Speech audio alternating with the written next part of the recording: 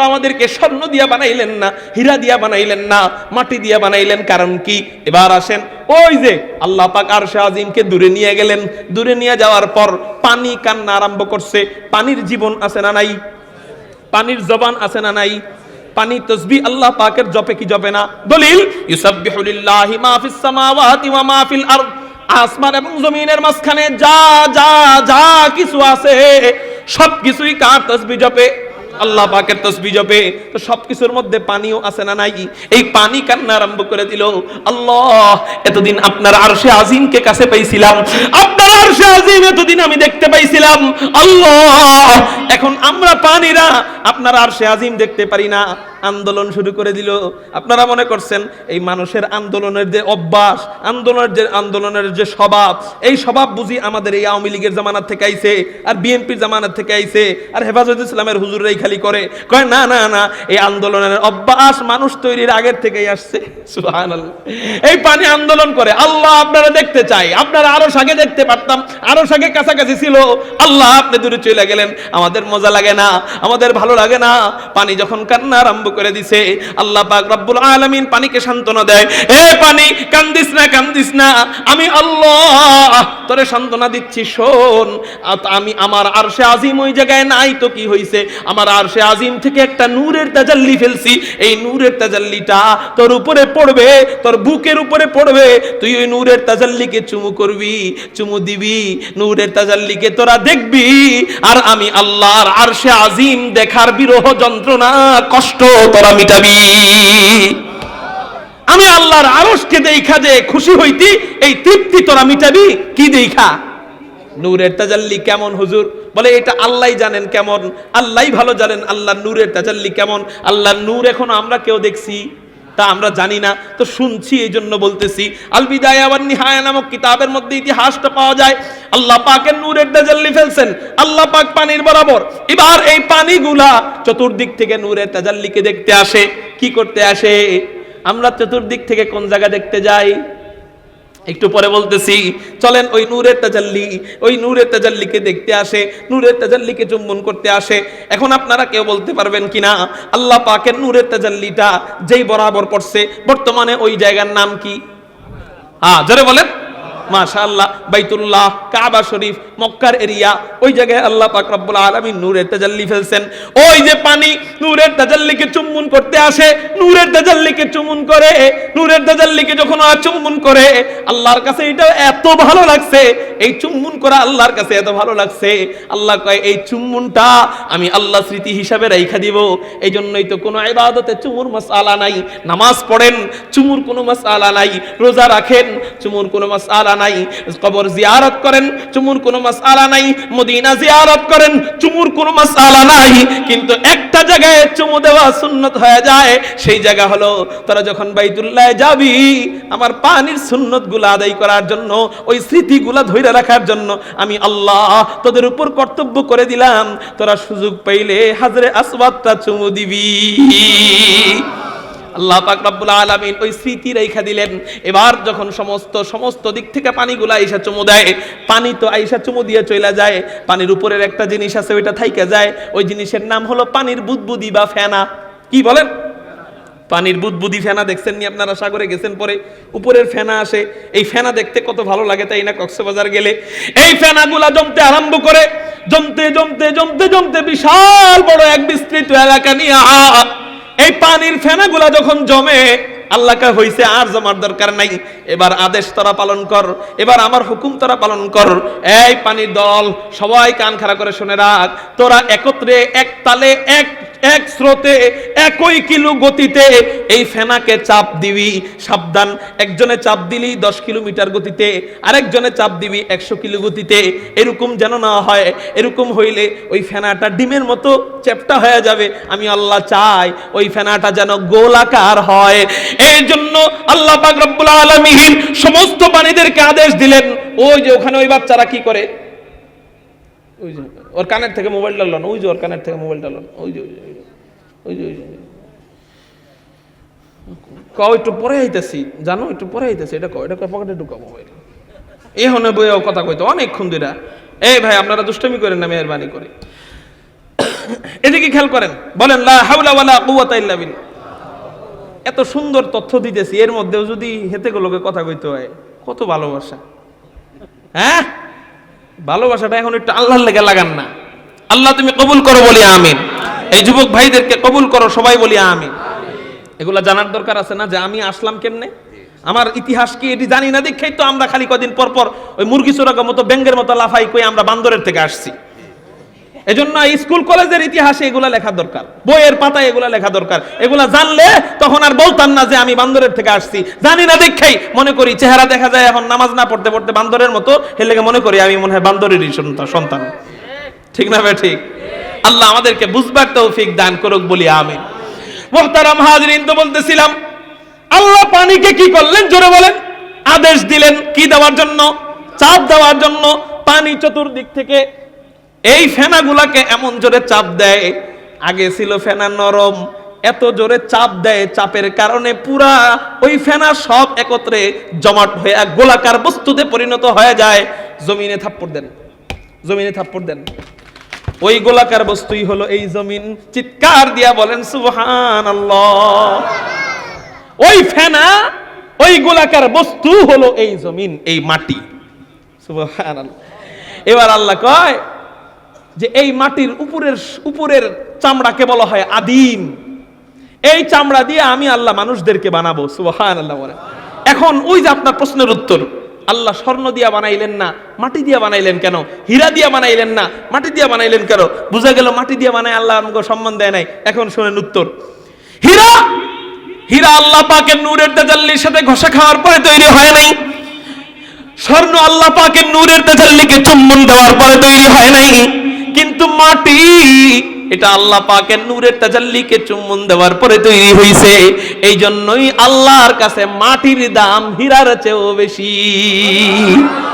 হীরা এগুলা আসছে মাটির থেকে।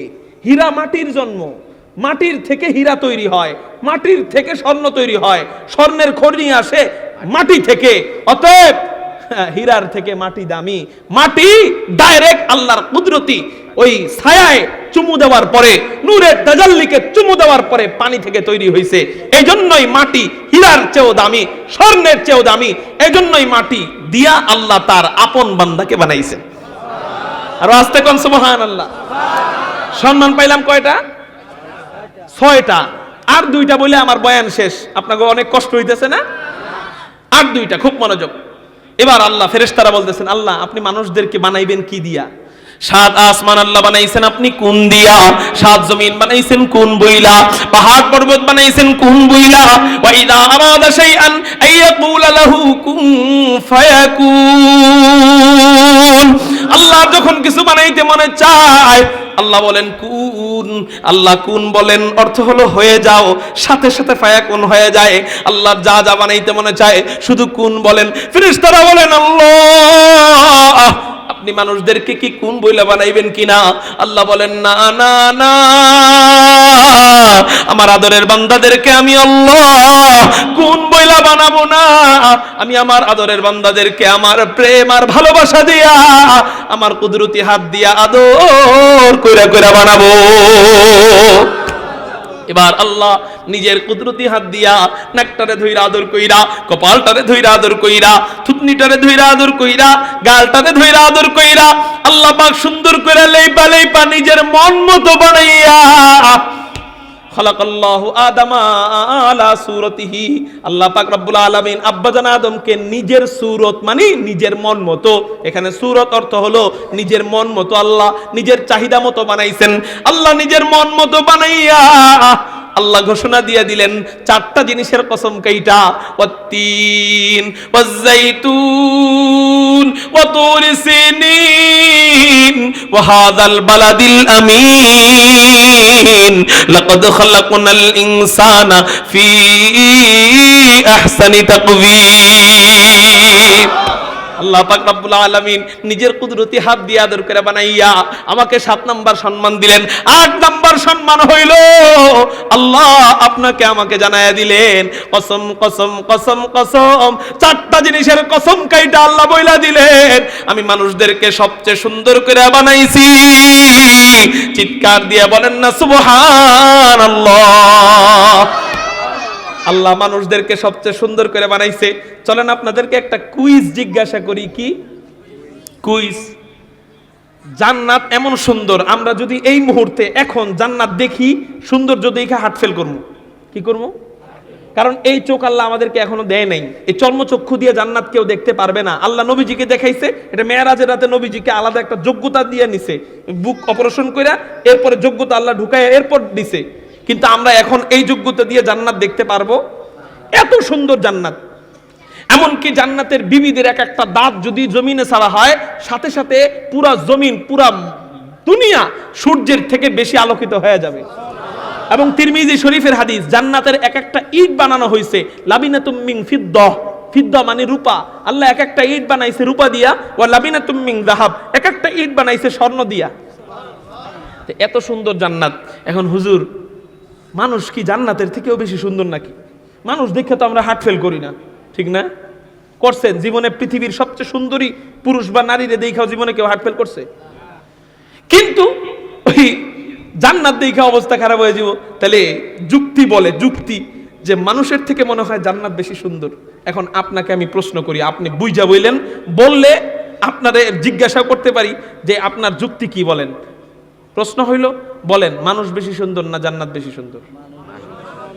আপনার যুক্তি কি? আল্লাহ বলছে হাদিসে যে আছে জান্নাত আরো বেশি সুন্দর।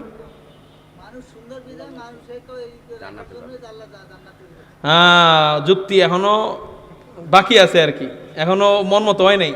আচ্ছা, আমার থেকে এবার শোনেন। এখন এই মুহূর্তে জান্নাত সবচেয়ে বেশি সুন্দর।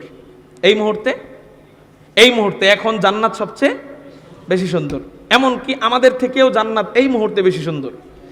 আল্লাহ যখন আমাদেরকে জান্নাত দিবেন, তখন আল্লাহ আমাকে এই চেহারা ফইন্নি মার্কা রাখবেন না। সুবহানাল্লাহ কোন? আল্লাহ আমাদেরকে জান্নাতের শুরুতেই আল্লাহ আমাদেরকে জান্নাতি ভাবেই বানায়া জান্নাতে ঢুকাইবেন। ওই সময় এইরকম চেহারা থাকবে, তখন জান্নাতে ঢুকার পরে সব নেয়ামতের চেয়ে মানুষদেরকে সবচেয়ে বেশি সুন্দর মনে হবে। এই জন্যই তো আব্বাজান আদমকে জান্নাতে ঢুকানোর পরে সব নেয়ামত পাইছে, মাগার মজা লাগে না যতক্ষণ পর্যন্ত সুন্দরী বিবিকে না পাইছে। তার মানে বোঝা গেল জান্নাতের সব নেয়ামতের চেয়ে বেশি সুন্দর কে? জোরে বলেন, মানুষ। কিন্তু এই মুহূর্তে না, কারণ এই মুহূর্তে হইলে এমনি যে পেপার পত্রিকায় প্রতিদিন নারী ধর্ষণ হয়, যদি আল্লাহ জান্নাতি সৌন্দর্য দিয়ে দিত তাহলে তো বুড়াও দর্শন হইতো। কথা বুঝেন নাই? এই জন্য আল্লাহ আমাকে এখন ওই সুরত না দিয়ে আমাদের উপর কি করছে? ইহসান করছে। জোরে বলে কি করছে?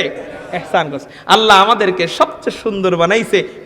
পৃথিবীর শুধু নয়, পুরা দুনিয়া শুধু নয়, দুনিয়ার বাইরেও, শুধু বাইরে না, আল্লাহর যত জগৎ আছে সব জগতের সবকিছুর থেকে মানুষকে সবচেয়ে বেশি সুন্দর বানাইছে। বলতে পারি আল্লাহর পরে আমরা সুন্দর। সুবহানাল্লাহ বলবেন না? আল্লাহর পরে কারা সুন্দর?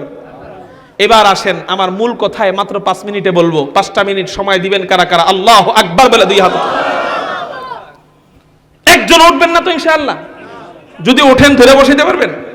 বুঝানোর জন্য এত, আমার শেষের কথাটা বুঝানোর জন্য পুরাটা এতগুলা ভূমিকা বললাম। এবার 5 মিনিট কি এতক্ষণ চলছে ভূমিকা? এতক্ষণ চলছে কি হুজুর? ভূমিকায় যদি 1.5 ঘন্টা হয়, ওয়াজ কয় ঘন্টা হইব? ওয়াজ হইব কয় মিনিট? আর ভূমিকা কয় ঘন্টা? প্রায় 1.5 ঘন্টা। এবার আসেন ওয়াজ। 8টা বড় বড় সম্মান দিল আল্লাহ। কাকে? আদমকে মানে মানুষকে। আদমকে মানে কি? মানুষকে। আদম আব্বাজানকে দেওয়া মানে আমাদেরকে দেওয়া। 8টা বড় বড় সম্মান দেওয়ার পর আব্বাজান আদমকে আল্লাহ ডাক দিস, তাফসীরের কিতাবের মধ্যে পাওয়া যায়। আব্বাজান আদমকে আল্লাহ ডাক দিয়া বলতেছে, আদম তোমাকে আমি অনেক ভালোবাসি। কয় আলহামদুলিল্লাহ। কয় তোমাকে আমি ভালোবাসি বিধায় 8টা বড় বড় সম্মান দিছি। কয় আলহামদুলিল্লাহ। আদম এই 8টা বড় বড় সম্মান দিয়েও না আমি আল্লাহর কুদরতি মন ভরতেছে না। সুবহানাল্লাহ কোন? মানে এতই ভালোবাসে, সব মাখলুকের থেকে বেশি সম্মান দিল মানুষকে 8টা। তারপরেও আল্লাহ কি কয়? আমার মন আরো ভরা দরকার। আব্বাজান আদমকে আল্লাহ সব ক্ষমতার মালিক আপনি, তা আপনার মন চাইলেই তো ভরা যায়। তো বইরা ফেলেন। আল্লাহ কয় সবকিছু কোন বইলা বললে হয় না, কিছু কিছু জিনিস সিস্টেমে বললে মজা লাগে। সবকিছু কোন বইলা বললে হয় না, কিছু কিছু জিনিস সিস্টেমে বললে মজা লাগে। আদম শোনো, আমি আল্লাহ তোমারে 8টা সম্মান দিলাম, এর থেকেও আরো বড় সম্মান তোমারে দিতে চাই। সুবহানাল্লাহ কোন? আদম কয় আল্লাহ এর চেয়ে বড় সম্মান কি? কয় সবচেয়ে বড় সম্মান যেটা ওইটা। আদম কয় আল্লাহ বুঝি নাই। বুঝো নাই সবচেয়ে বড় সম্মান কোনটা? বুঝো নাই? কয় কি? কয় সবচেয়ে বড় সম্মান হইল সেজদা। এর চেয়ে বড় সম্মান আছে? সেজদার চেয়ে পৃথিবীতে বড় সম্মান কেউ কিছু করতে পারবে? হ্যাঁ, কোন মানুষের সামনে যায় যদি আপনি এমন করেন, কুফরি হবে না। কোন মানুষের সামনে যায় যদি আপনি রুকু দেন, কাফের হয়ে যাবেন না। কিন্তু কোন মানুষের সামনে যদি আপনি হেরে প্রতিমা বানায় সেজদা দেন, কি হয়ে যাবেন? কারণ এই সম্মানের মালিক একমাত্র কে? এর চেয়ে বড় সম্মান বুঝানোর কোনো প্রক্রিয়া আল্লাহ রাখে নাই। আল্লাহ কি করে নাই? রাখে নাই। আদম আলাইহিস সালামকে আল্লাহ এটা দিয়ে দিবেন আমারে, আমার কি যোগ্যতা আছে? আল্লাহ কয় শোনো, আমি মালিক, আমি মালিক হয়ে যারে ইচ্ছা তারে দিব, তোমার সমস্যা কি? মালিক দিতেই পারে, মালিক কি করতে পারে? দিতেই পারে। তো আমি মালিক, সেজদার মালিক আমি, সেজদার হুকুমের মালিক আমি। অতএব যখন মনে চায়, যারে মনে চায়, যেমনে মনে চায় এমনি হুকুম দিব, সেটা আমার ব্যাপার, এটা তোমার ব্যাপার না। আমি আল্লাহ তোমাকে এত ভালোবাসি, তুমি মানুষ জাতিকে আমি আল্লাহ এত ভালোবাসি যে আমি তোমাকে সেজদার মতো সম্মানটা কিছুক্ষণের জন্য দিয়ে দিতে চাই। আবাজান আদম কয় আল্লাহ তাহলে আপনি যেহেতু দিতে চাইতেছেন তো দেন। আদম কয় না তো এখন তো দেওয়া যাবে না। কে আল্লাহ? কেন দেওয়া যাবে না? কয় যাদেরকে সেজদা করতে বলমু হেরাই তো তোমার উপরে গাল ফুলায় বয়ে রইছে। মনে আসেনি? কারা? ফেরেশতারা আমাকে পক্ষে কইছিল না বিপক্ষে? কয়টা বিপক্ষে দাঁড় করছিল? মনে আসেনি এই কথাটা? আল্লাহ কইছে আমি মানুষ বানাবো, ফেরেশতারা কয় আল্লাহ বানায়েন না। এই তিন ঝামেলা। আল্লাহ ফেরেশতারা 3টা যুক্তি দাঁড় করেছে আমাদের বিরুদ্ধে। আল্লাহ কয় আদম এখন যদি ফেরেশতাদেরকে সেজদা করতে বলি ওরা করবে, কিন্তু আমার ভয়ে করবে, তোমার মহাব্বতে করবে না। আর আমি আল্লাহ চাই না যে তোমার উপর বিদ্বেষ নিয়ে ওরা সেজদা করুক। আমি চাই শুধু আমার ভয়ে সেজদা করবে তা নয়, তোমাকে মহাব্বত করে করে সেজদা করবে। আব্বাজান আদম কয় আল্লাহ তোমার কাণ্ড কারবার তো বুঝি না, তারপরেও জিজ্ঞাসা করি জানার জন্য। এত বড় বড় 8টা সম্মান দিয়ে দিলা, তারপরেও যদি তাদের দিলে আমার প্রতি মহাব্বত আর ভালোবাসা না ঢুকে, আর কবে ঢুকবো? এখনো যদি বিদ্বেষ থাকে, এখনো যদি দিল খুইলা সেজদা না করে, তাহলে আর কবে বিদ্বেষ দূর হইব? আল্লাহ কয় আদম আরেকটা গুপ্ত সম্মান আমি আল্লাহ আমার কুদরতি থলের ভিতরে রাইখা দিছি, এই সম্মান এখনো তোমারে দেই নাই।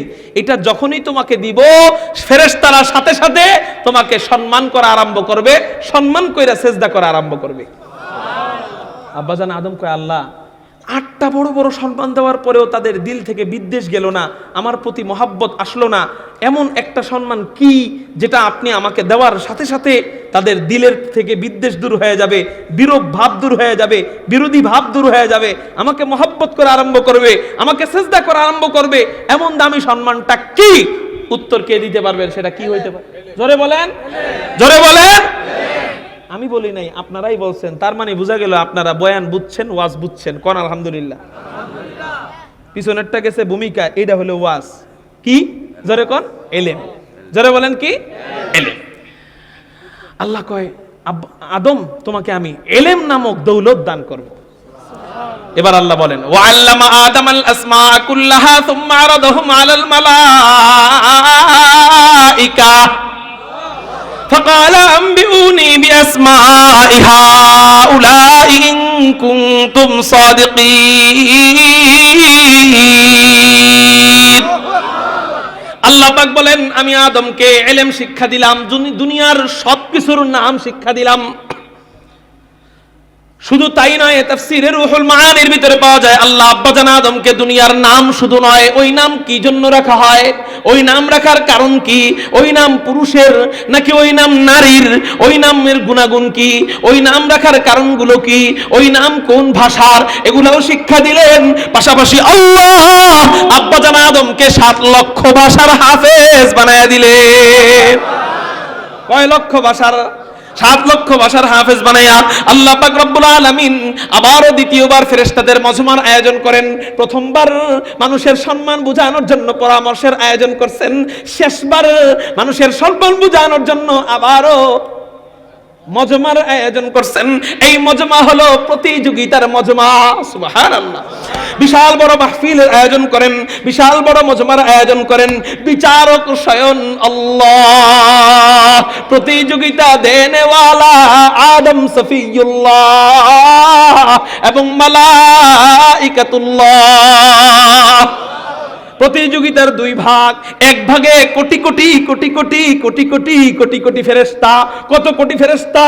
বলে আল্লাহ পাকের আরশে আজিম। যেই ফেরেশতা একবার তাওয়াফ করছে, দ্বিতীয়বার কিয়ামত পর্যন্ত আর তাওয়াফ করার সিরিয়াল পাবে না। এত ফেরেশতা, সব ফেরেশতারা এক ভাগে দাঁড়ানো, আর এক গ্রুপে একজন। সুবহানাল্লাহ। মানুষের প্রতিনিধি হয়ে কয়জন? সব মানুষের পক্ষ থেকে কয়জন?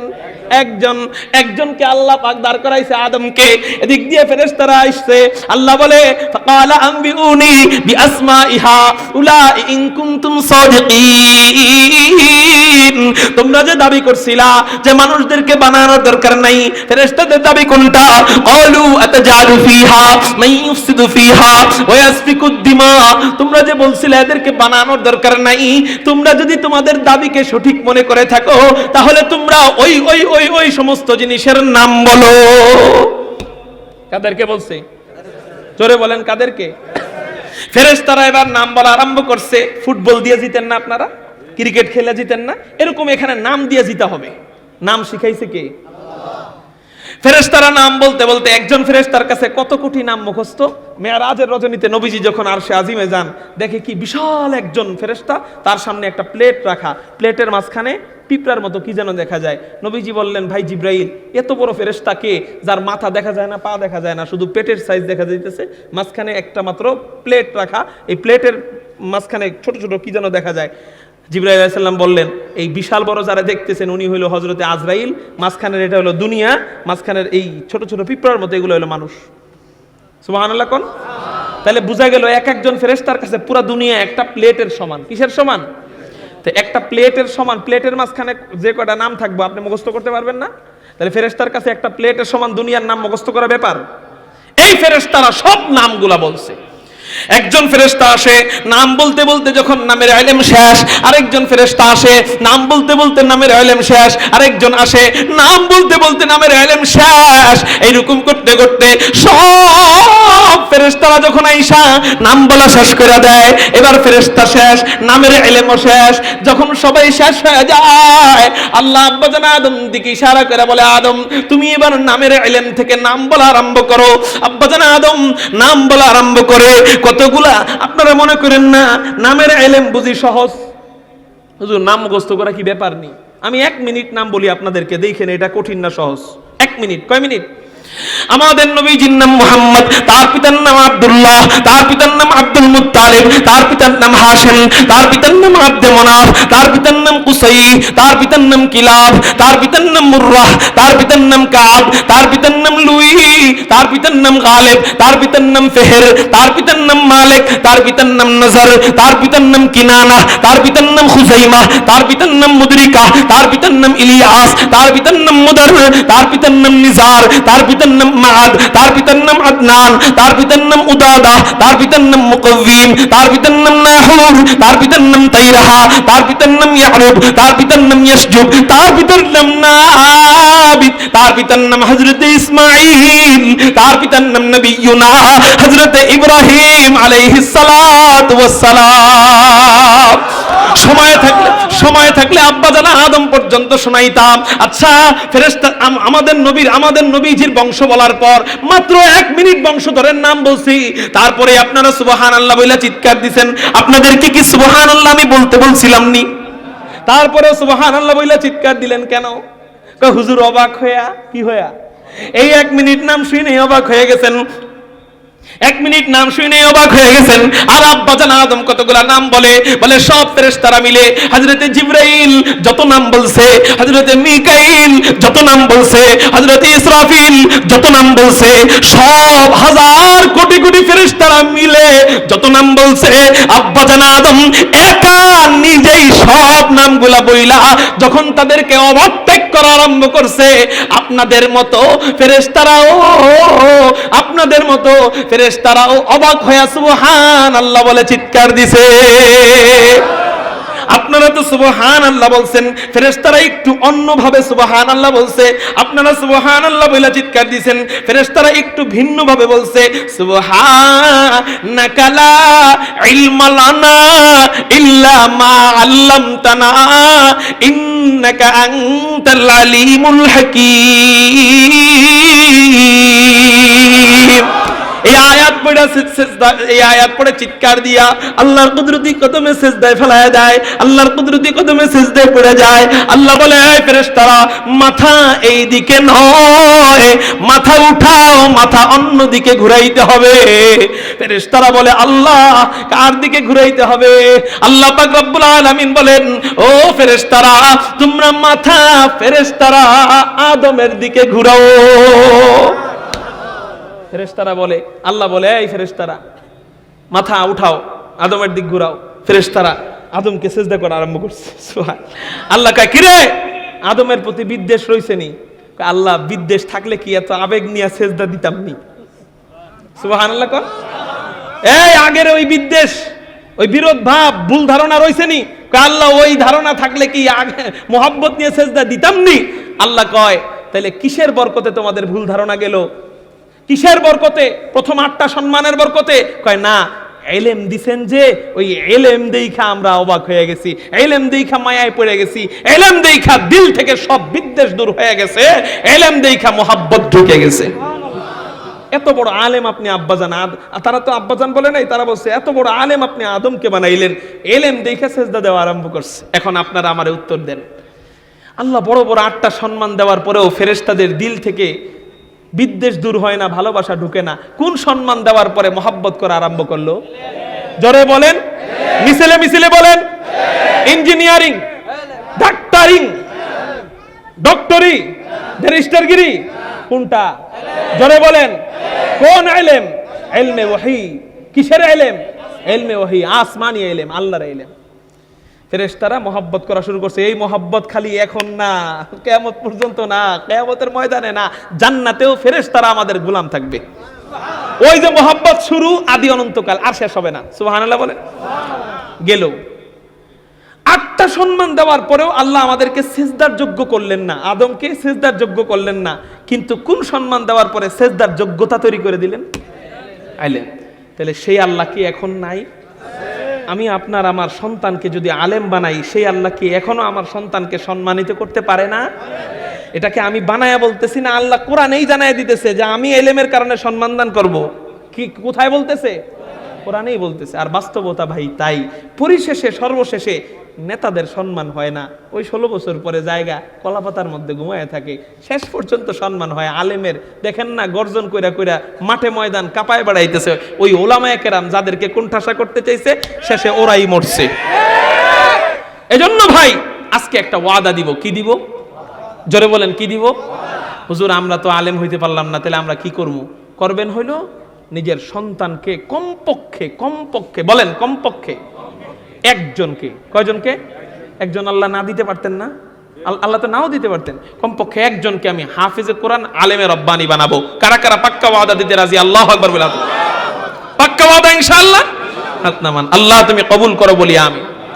2 নম্বর ওয়াদা, হুজুর নবীজি বলতেছেন হাদিসে, কোন আলিমান, তুমি আলেম হও। আলেম হইতে পারো নাই তো কি হইবা? হুজুর আমি তো আলেম হইতে পারি নাই। খেয়াল করেন, হাসরের ময়দানে এই যে আপনাদের জামাত না, এই বিশাল জামাতকে আল্লাহ বসাইবেন।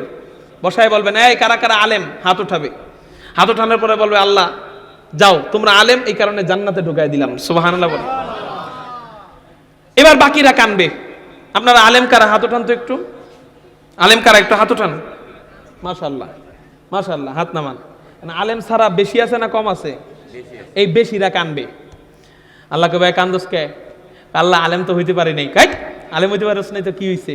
নবীজি হাদিসে কয় নাই কোন আলিমান আও মুতাআল্লিমান, আলেম হস নাই কিন্তু আলেমের ছাত্র হইছস। কি হইছস? আপনারা আলেমের ছাত্র কারা কারা? হাত উঠান তো। সবাই ছাত্র মিয়া। এই যে আজকের এটা কি ক্লাস মনে হয় না? নাকি ওর পার্টি মনে হয়? এটা ক্লাস। এটা কি কি এটা বলেন?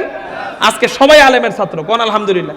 এই মাহফিল করছে আপনাকে ছাত্র বানানোর লেগা, অটো আপনারা আলেমের ছাত্র হয়ে গেছেন, সুবহানাল্লাহ। কোন মনে করেন মাহফিল করে হুজুর লাভের লেগা, না ভাই, আপনার এলাকার লাভের জন্য করে। এই মাহফিল যেদিন ঢাকা শহরে তো সব বন্ধই হয়ে গেছে, ঢাকার কোনায় আছে এটা, এই জন্য মাহফিল করা গেল। এই জায়গায় 2 দিন পরে বিল্ডিং উঠে গেলে মাহফিলের জায়গা নেই, ঠিক না ভাই? ঠিক। এই জন্য এই মাহফিলগুলো করে মানে যাতে করে আপনারা একাডেমিক ছাত্র না হয়ে কমপক্ষে মাঠের ছাত্র হয়ে যান। আল্লাহ বলবে আলেমের ছাত্র হইছিলি, আপনারা হাত উঠাইবেন, তখন আল্লাহ বলবে যা, আলেমের ছাত্র হওয়ার কারণে আমি আল্লাহ তোরে জান্নাতি বানায় দিলাম। কিছু বান্দা থাকবে আলেমের ছাত্রও হয় নাই, আছে না? আপনার ভাইরা প্রবাসে চলে গেছে কিন্তু আলেমের ছাত্র হইতে পারে নাই, আলেমও হইতে পারে নাই। এরা কানবো, আল্লাহকে ভাই কান্দুস কে? আল্লাহ আমি তো আলেমও হইতে পারলাম না, আলেমের ছাত্র হইতে পারলাম না। আমি কয় নবীজি কয় নাই তোরে? কয় কি? আও মুস্তাঈনান, আলেমকে সাহায্য করছিলি নি কোনো সময়? কয় হ আল্লাহ, আমি আলেমকে যতটুকু পারছি সাধ্য মোতাবেক তাদেরকে সহায়তা করেছি। আল্লাহ বলবে যা, আলেমকে সহায়তা করার কারণে, আও মুস্তাঈনান হাদিসের শব্দ, আলেমকে সাহায্য করছিলি, এই আলেমের সাহায্যকারী হিসেবে আমি আল্লাহ তোরে জান্নাতি বানায় দিলাম। বাকিরা কানবে, আছে না কিছু সাহায্য করতে পারে নাই, গরিব, আলেমও না হুজুর আমি আল্লাহ, আমি আলেমও না, আলেমের ছাত্রও না, আমি সাহায্য করতে পারি না, আমি কি করবো? আমি মনে হয় জাহান্নামী। আল্লাহ কয় না, আরো একটা অপশন বাকি, আও মুহিব্বান, আলেমকে মহব্বত করতে কিনা বল। এই আলেমকে মহব্বত করেন কারা কারা? হাত উঠান। আলহামদুলিল্লাহ। আল্লাহ বলবে যা, আলেমকে মহব্বত করার কারণে আমি আল্লাহ তোরে জান্নাতে ঢুকায় দিলাম। সাবধান, ওয়ালা তাকুন খামিসান, 5 নাম্বারটা হইস না, ফাতাহলিক, তাহলে ধ্বংস হয়ে যাবি। অর্থাৎ আলেম বিদ্বেষী হও না, ধ্বংস হয়ে যাবা। আলেমের ছাত্র হও, নাহলে আলেমের সাহায্যকারী হও, নাহলে মহব্বতকারী হও। এটুক পর্যন্ত ব্রেক করো, তারপরে আর হও না। তাহলে আমরা 4টা হওয়ার চেষ্টা করব। যদি আলেম নাও হইতে পারি, কমপক্ষে আলেমের ছাত্র হয়ে থাকবো, আলেমের পরামর্শ নিয়ে চলবো, আলেমদের কাছে যাব, তাদের সাথে পরামর্শ মোতাবেক চলবো। 3 নাম্বার, আলেমকে সাহায্য করব আমার নিজের জান্নাত কামায়ের জন্য। কিসের জন্য? নিজের জান্নাত কামায়ের জন্য। 4 নাম্বার, আলেমকে মহব্বত করব। এই 4টা করব কারা কারা? আল্লাহু আকবার বলে আরেকটু কষ্ট করি। প্রমাণ নিমু নি ইনশাআল্লাহ? নিমু, প্রমাণ নিমু। যদি এই 4টার থেকে যে কোনো একটা পরীক্ষা করি, 4টা দিয়ে কি পরীক্ষা করা সম্ভব? হ্যাঁ, আলেমের ছাত্র হয়ে রয়েছেন, এটা তো এমনি পরীক্ষা হয়েই রয়েছে। আলেম হইবেন কিনা পরবর্তীতে, এটা তো পরীক্ষা সম্ভব না, এটা 12 বছর পরে বোঝা যাবে আলেম হইবেন না হইবেন। মহব্বত করেন কিনা এটা তো দিলের বিষয়, পরীক্ষা করণ যাবে একটা দিয়া, সেটা কি? সাহায্য। আলেমকে কি করা? সাহায্য করা। ইনশাআল্লাহ আমরা অন্তত এই সাহায্য করার টাইমে আমরা নিজেরা দিতে পারি না দিতে পারি। আমি যেটা বুঝি এটা তোমরা বুঝো না, আমি যেটা জানি এটা তোমরা জানো না।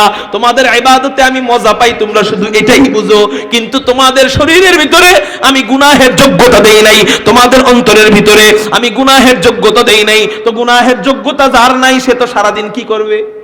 ইবাদত করবেই। তো গুনাহের যোগ্যতাই নাই, তো তোমার ইবাদত করা না করা সমান, ঠিক না ভাই? ঠিক। কারণ তোমারে তো আমি আল্লাহ ইবাদতের যোগ্যতা দিয়েই বানাইছি, তোমাদের গুনাহের কোনো যোগ্যতা নাই। তো তোমরা ইবাদত করাও যা, না করাও তা, কিন্তু আমারে খুশি করার জন্য তোমরা ইবাদত করো, এই জন্য আমি খুশি আছি।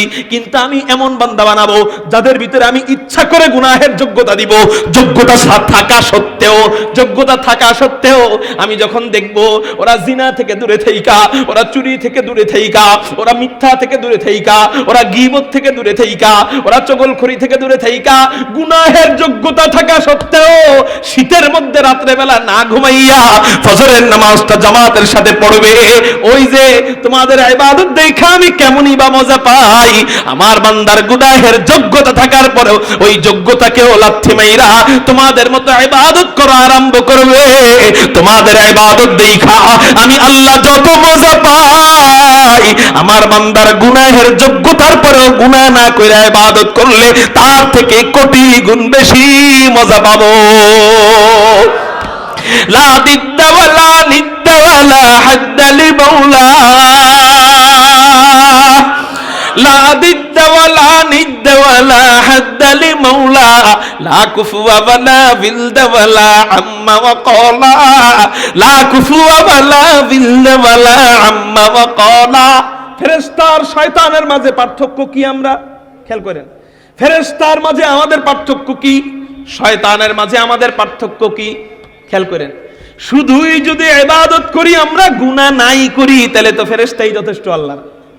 তাহলে যথেষ্ট কারা? শুধুই যদি ইবাদত করি গুনাহ নাই করি যথেষ্ট কার? ফেরেশতারা যথেষ্ট। খেয়াল করেন আমার দিক। শুধুই যদি গুনাহ করি ইবাদত না করি তাহলে যথেষ্ট কে?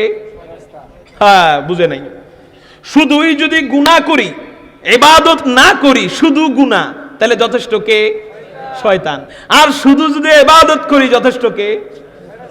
তাহলে আল্লাহর শুধু গুনাহও দরকার নাই, শুধু ইবাদতও দরকার নাই, মাঝামাঝিটা দরকার। এই মাঝামাঝির জন্য আল্লাহ আমাদেরকে বানাইছে।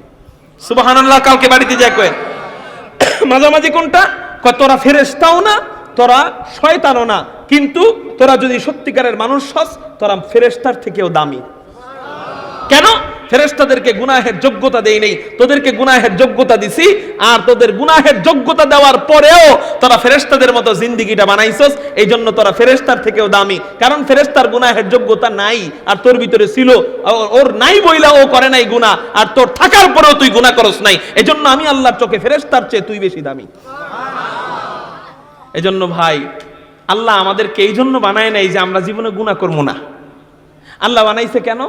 গুনাহ হয়েই যাবে। গুনাহ মানুষ আমরা যত আল্লাহওয়ালা, যত বড় আল্লাহওয়ালা আপনি হন না কেন, বাংলাদেশের শুধু না পুরো বিশ্বের সবচেয়ে বড় সুফি যদি আসে, বড় আল্লাহর ওলি যদি আসে, তারও গুনাহ হয়ে যায়। হয়তো প্রতিদিন, নাইলে প্রতি সপ্তাহে, নাইলে প্রতি বছরে, নাইলে পুরো জিন্দেগিতে গুনাহ হয়ে যায়। কারণ সে মানুষ, সে ফেরেশতা না।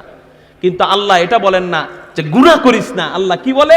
যদি গুনাহ হয়ে যায়, ইন্নাল্লাহা ইউহিব্বুত তাওয়াবিন, তওবাকারীকে আল্লাহ পছন্দ করেন। তওবা কইরা এরপরে মুতাতাহহিরিন, ইন্নাল্লাহা ইউহিব্বুত তাওয়াবিন ওয়া ইউহিব্বুল মুতাতাহহিরিন। আগে তওবা কর, এই তওবাকারীকে আমি আল্লাহ পছন্দ করি, এরপর ওলিরে পছন্দ করি। মুতাতাহহিরিন মানে যারা আল্লাহর ওয়ালা, আল্লাহওয়ালা, নিজেকে পবিত্র রাখে, আত্মাকে পবিত্র রাখে। আগে বলছে আমি তওবাকারীকে পছন্দ করি, এরপর আল্লাহ বলছে আমি আল্লাহর ওলিরে পছন্দ করি। তাহলে ভাই, আমাদের মাঝে, ফেরেশতার মাঝে পার্থক্য করতে হবে, আমাদের মাঝে আর শয়তানের মাঝে পার্থক্য করতে হবে আমার নিজের। আমি যদি শুধু গুনাহই করি তো শয়তানি হয়ে গেলাম, আমি যদি শুধু ইবাদতই করি তাহলে তো ফেরেশতাই যথেষ্ট ছিল। গুনাহ হয়ে যাবে, আমি গুনাহ করব না ঠিক, হয়ে যাবে, কিন্তু হয়ে যাওয়ার সাথে সাথে যেই জায়গায় দাঁড়ায় গুনাহ করছি ওই জায়গায় দাঁড়ায় আজকে থেকে তওবা করে ফেলবো। কারা কারা আল্লাহু আকবার বলে দুই হাত আল্লাহ। এই একটা মাত্র আমল আপনার সাথে রাখেন, এক আমল আপনার জান্নাতে নিয়ে যাবে ইনশাআল্লাহ। বিশ্বাস করেন না?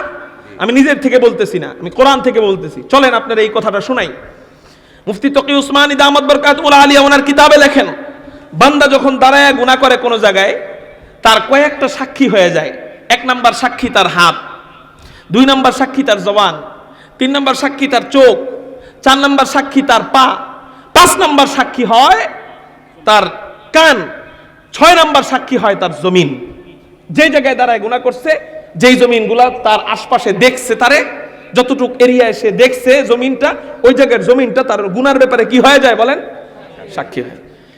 গুনাহ করার সাথে সাথে যদি সে তওবা করে, হাসরের ময়দানে আল্লাহ সব গুনাহকে একত্রিত করবেন, সব গুনাহকে একত্রিত করবেন। করার পরে আল্লাহ বলবেন এই যে ওই গুনাহটা আনা হবে।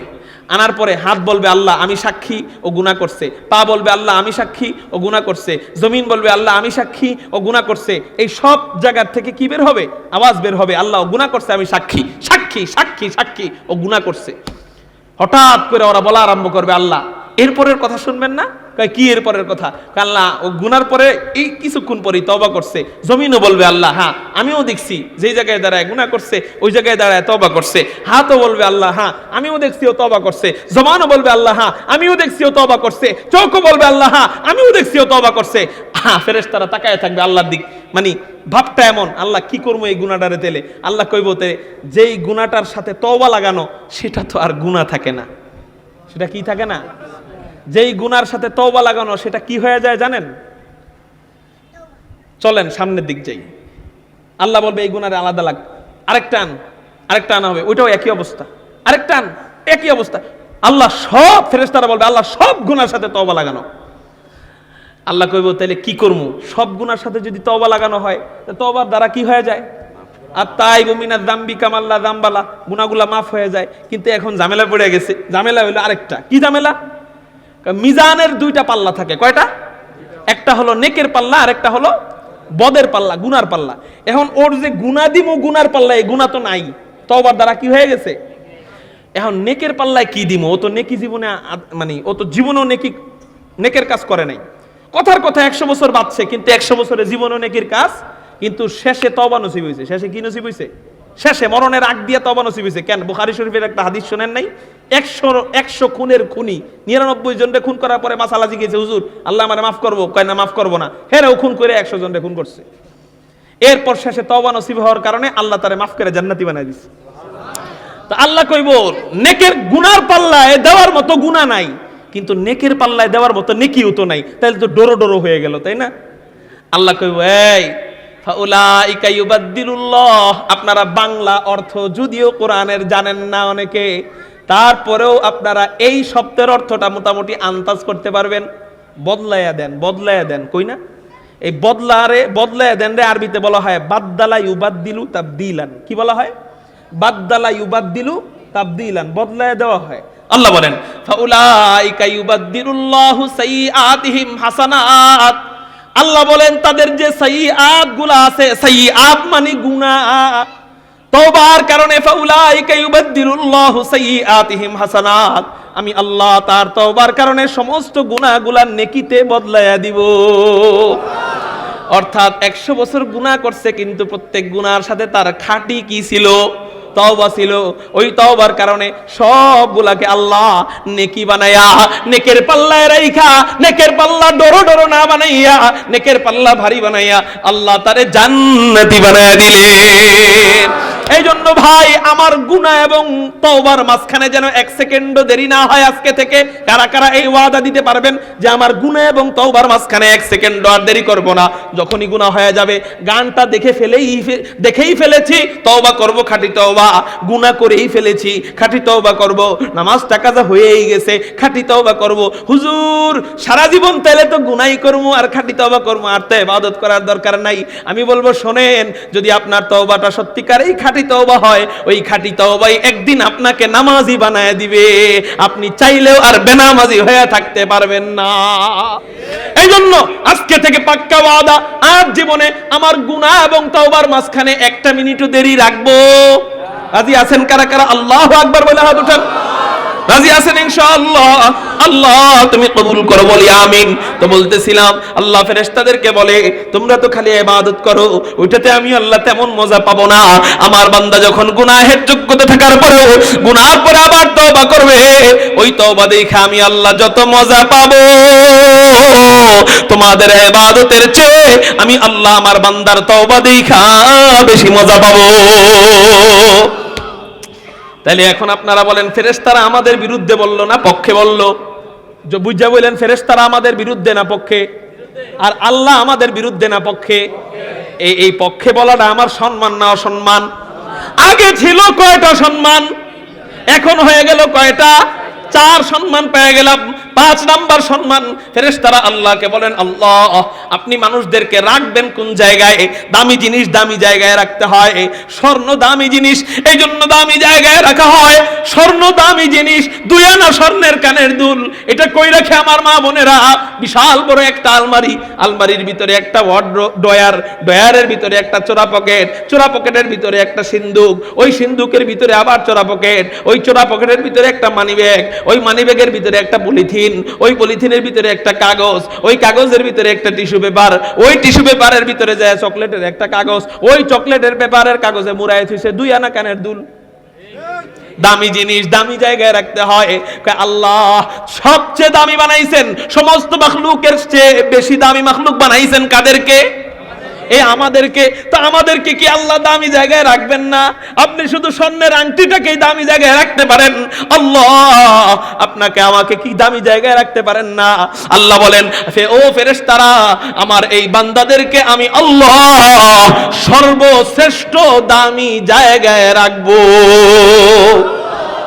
ফেরেশতারা কৌতূহলী মনে আল্লাহকে প্রশ্ন করে, আল্লাহ সর্বশ্রেষ্ঠ দামি জায়গা কোনটা? আল্লাহ বলেন সর্বশ্রেষ্ঠ দামি জায়গা তো আমি আল্লাহর আরশে আজিমটা যেই জায়গায় আছে, ওই জায়গাটা সর্বশ্রেষ্ঠ দামি জায়গা। এখন আপনারা আমারে বলেন আল্লাহ কি আমাকে আল্লাহর আরশের জায়গায় রাখছেনি? হ্যাঁ, আন্তাজে না করে দিলেন। এখন শোনেন বুখারী শরীফের একটা হাদিস আপনাদেরকে শোনাই। আল্লাহর আরশ আগে কোথায় ছিল? ওয়া কানা আরশুহু আলাল মা।